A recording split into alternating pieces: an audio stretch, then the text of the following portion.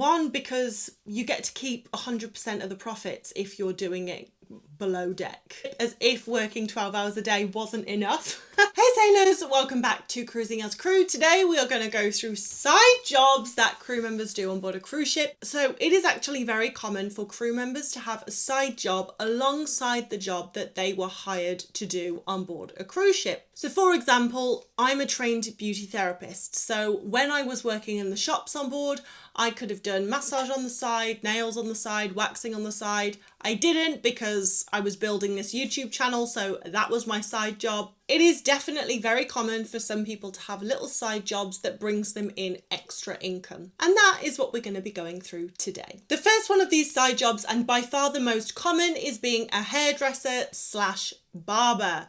So as I'm sure you're aware, if you're working on a cruise ship, you can go and have your hair done in the spa on board a cruise ship, but the prices that the spa charges are, let's say, on the premium end.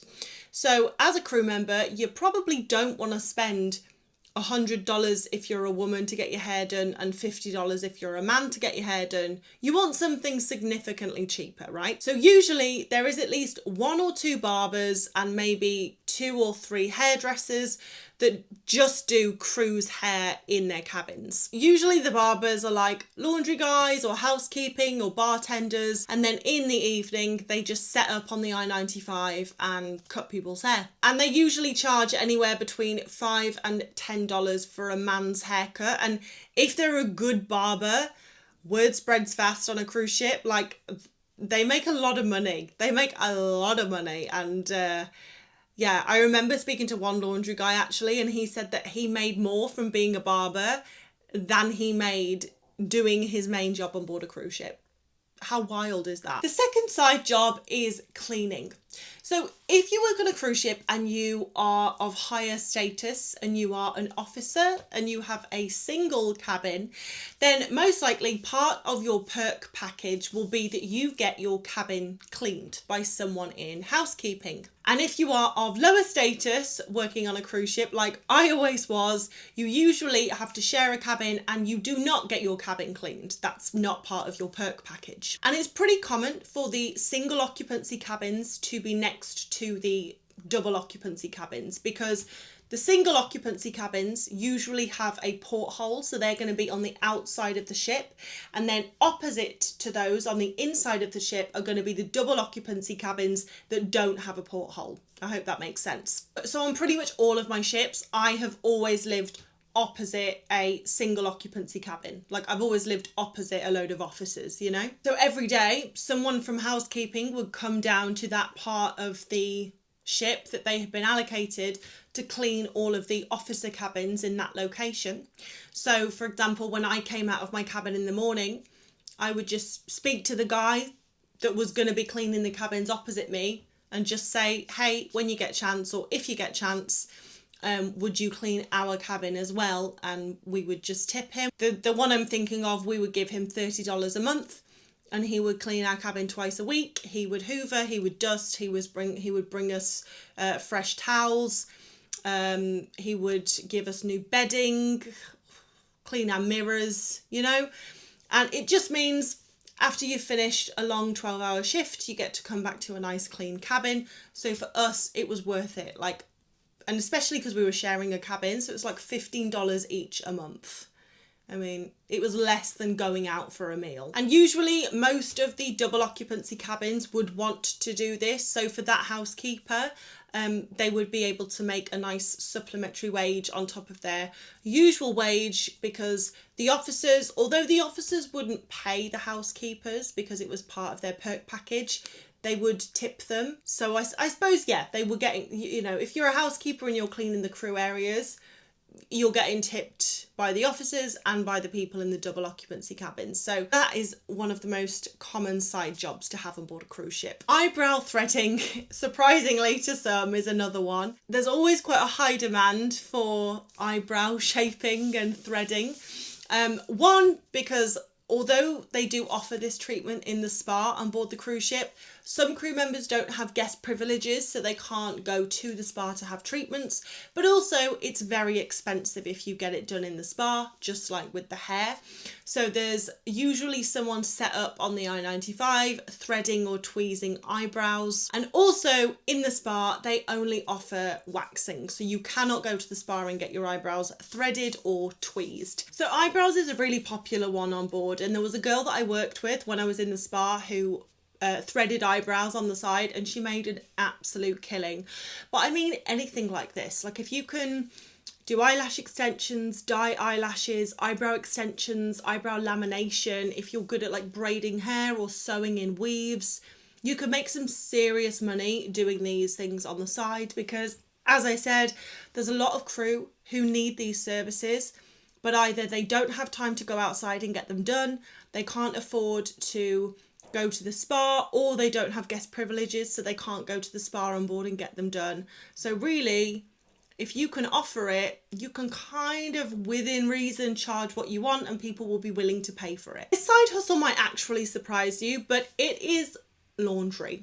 So I have mentioned in previous videos that when I was on cruise ships, doing laundry was like the ultimate thing I didn't want to do, because it's not as simple as doing laundry at home where you just bung your washing in and it does it for you. I mean, it does anyway. You know, you have to go to the laundry room, and 9 times out of 10, the washing machines are going to be already filled.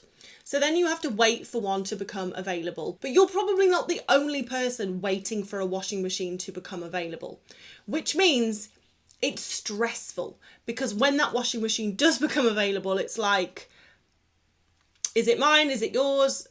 You know, hopefully you're on a civilized ship and it's like, well, you got here first, so it's your washing machine. But I have been on some ships where you're like diving in to get the washing machine, and then you have to come back, put it in the dryer.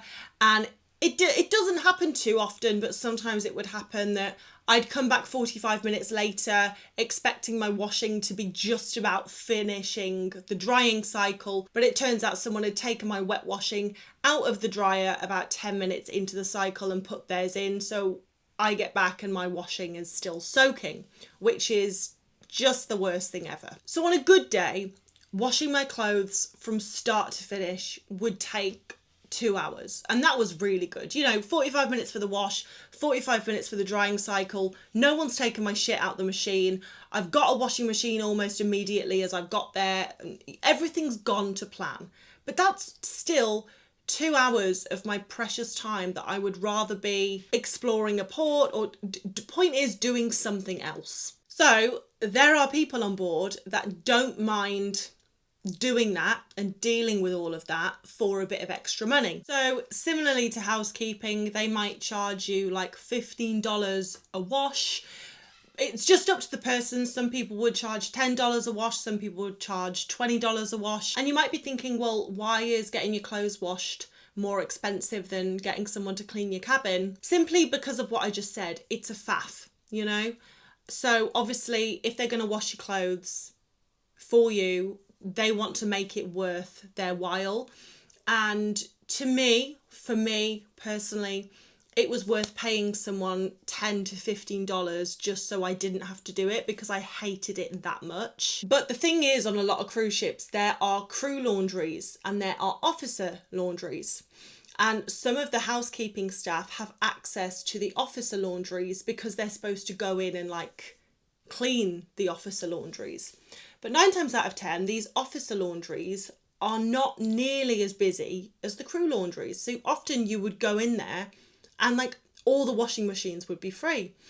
And because they have access to them, what they do is they get a load of washing from, you know, lower ranking crew members, go and stick them in the officer laundries. And it's actually a really easy side hustle. So if for whatever reason you have access to officer laundry, maybe this is a side hustle you could do. If you're using the crew laundry to do other people's stuff, it's more difficult, but mate, if you have access to the officer laundry, this is an easy way to make money. The next one is massage. So again, if you go and have a massage in the spa, you are going to pay out the nose for this treatment. But if you are a trained masseuse, this is definitely a side job opportunity. So on one of my ships, there was a guy from Bali, and his job on board was being a bartender, but he was actually a fully trained masseuse. So when he wasn't working in the bar on board, he would offer massages to crew members. So he would go to their cabin, give them a massage, and he charged $35 for a 1 hour massage, and it came to your cabin. As well as him doing it, there was also massage therapists who were working in the spa on board who would do it in their spare time for crew members as well.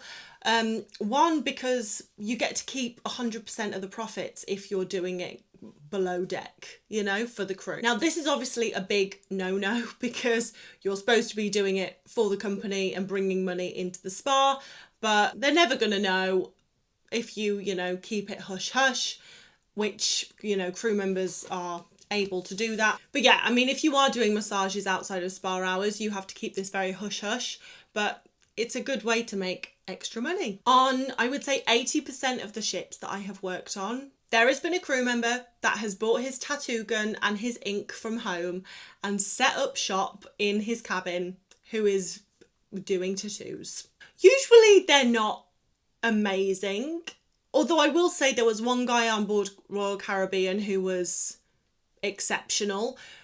Usually they're pretty average though, but I remember my friend got his whole back done by the one that I said was really good, and he got like loads of Japanese art, whole back covered. Probably would have been a grand and a half if he'd have got it done on land, and he paid $150 for his whole back, and it was exceptional. Like, it was a beautiful piece of artwork. So as I said, usually they're not great because these crew members who want to be tattoo artists are usually budding tattoo artists who are using this as an opportunity to practice. So the reason you're paying less for a tattoo is because you're basically their practice canvas. Don't know how safe this is, don't know how sanitary this was. I don't actually know how they got their tattoo gun on board, but hey, that's not my business, is it? But this is always a side hustle. Like, there's always someone doing tattoos. This kind of goes off from like another spa treatment side hustle, but waxing was a popular one. So I had a roommate, she was really good at waxing, really enjoyed it. So she got on board, ordered a wax pot, wax strips, the lotion. Like, she ordered all the equipment from Amazon to the cruise ship, and then of an evening she would set up a little station in the cabin, and girls and boys would come and get their legs waxed, get their backs waxed, you know, whatever they needed. This one is surprising, but it is teaching.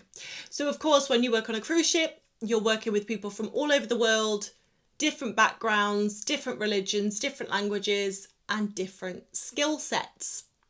So if you are working on board and you have a particular skill set and you would like to teach this, you can. So for example, on one of the P&O ships I was on, there was a guy who was an exceptional guitarist, and he had bought 2 guitars on board with him. Don't know where he got the luggage allowance for that, but nevertheless. So of an evening, he would set himself up on the R95 and he would give guitar lessons. There was another girl that was really good at knitting, so she taught people how to knit. A lot of people were offering like language classes, so I mean, this makes sense, doesn't it? You might have a valuable skill that you didn't even think was valuable, but until you get on board a cruise ship, you're like, oh, people want to know how to do this. And you can teach it. I actually, on Virgin, towards the end, I had a lot of people asking me to teach them like social media. I didn't do it because I like literally just didn't have enough time, but that was definitely something I could have done to make a little bit more extra money. I really do think this is great because I've spoken before about the fact that cruise ship culture is very much centered around crew bar, because depending on what ship you're on, there isn't much to do after you finish work other than go to the crew bar. On some ships are better than others, you know, some ships have like games rooms and lounges, but a lot of older ships, they just have crew bar. And a lot of people don't want to, you know, go to crew bar and get drunk. Like, that's not what they want to do after they've done a 12-hour shift. And I think it's so nice that you can finish work and maybe have like a knitting class or a Portuguese class or a social media class. So I think, yeah, if you're someone who does have a unique skill and you would be willing to teach this, I think this is a really great way to make some extra cash. So guys, that is a list of side jobs that you can do on board a cruise ship, as if working 12 hours a day wasn't enough. But no, you won't work 12 hours every day. And as I said, it's quite cool, I think, that people have little side jobs as well as their main job, especially if you're teaching something. But anyway, if you have watched this and you can think of a side job that I haven't mentioned, please let us know what it is in the comments. Or if you have any questions about this, again, ask me in the comments or send me a DM on Instagram. If you are looking to work on a cruise ship, you can comments or again Instagram, or send me an email at lucy@cruisingascrew.com and I can hopefully help you get a job on board. But yeah, I really hope you have enjoyed this video. I really enjoyed making it, and I hope you have a wonderful rest of the week, and as always guys, I will see you in the next video.